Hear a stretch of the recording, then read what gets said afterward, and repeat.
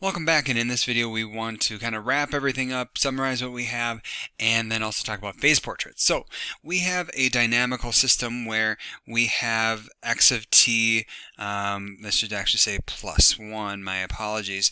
So the next iteration is a matrix times its current state vector, and we have some initial condition. Okay, that's called a discrete dynamical system.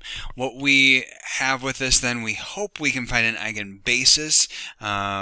For now, we're going to give you nice systems where they end up working, and then we'll be able to more formally find those later on. Okay, and once we have that, we can decompose our initial vector in terms of the eigenbasis vectors. Okay, remembering that we have this definition, AV is equal to lambda V. Okay, and then once we have that decomposition, we saw that we can, iterate through this system t times, and this is going to be or a to the t power times this initial state vector, which again, according to this first one, we can substitute in and solve it, and boom, there is where we got to. Now, to make this jump, I said earlier, take it on faith right now. What ends up happening is if you take our equation here, this AV equals lambda V, raise each side to the t power, doing a vector t times itself doesn't really do anything, but what it does say is that ATV is equal to lambda t to the v, or lambda to the t power times vector v.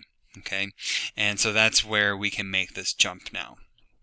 Okay, so that's just a summary. Now, when we look at x of t in long-term behavior, we saw a sketch of what a phase portrait would look like given an initial point. So now we want to be able to do it on our own. Okay, so here we have a discrete dynamical system where we have eigenvectors 1, 1, 2, and 1, negative 2. We want to sketch these, and we know that their corresponding eigenvalues are those respectively. Okay, so let's just draw 1, 2, and I'm going to do 1, 2 in red. So 1, 2, I believe, is going to be a line something like this. Okay, roughly. And I'm going to call this the vector 1, 2. And I'm going to say the corresponding eigenvector, or eigenvalue, sorry, is 1.5. Similarly, for 1, negative 2, I'm going to do that in green. Okay, so then that's going to look something like this. And notice I'm not indicating direction or anything like that, but I'm going to say this is 1 minus 2, and lambda is 0.5. Okay? Now, the rule of thumb when you're drawing phase portraits is that if lambda is greater than 1, it is repelling from 0. And the idea is, and we saw this earlier, that as we increase t, we end up approaching this as we go to infinity. If lambda is less than 1, then it's attracting to 0, because, and we would also say we could approach this vector as we approach negative, as t approaches negative infinity. Okay? The real rule of thumb, so in terms of what that would translate here, is if it's bigger than 1, we would repel away from the origin. And over time, with the eigenvalues that are less than 1, we would attract to the origin. Okay.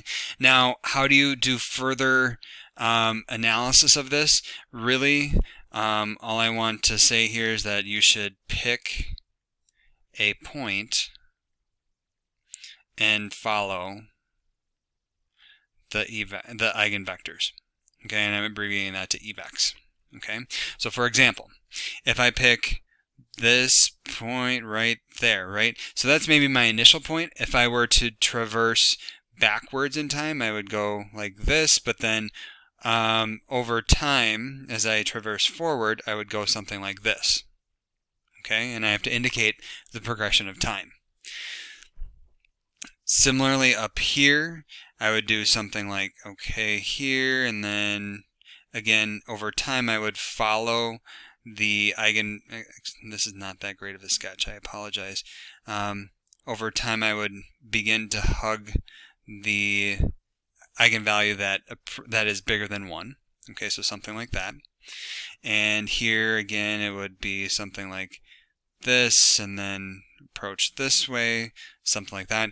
So this is just one example. You could have both eigenvalues be greater than 1. You could have them both be less than 1. They could both be 1. What do you do then? That's where our group work time is going to really help out with these different phase portraits.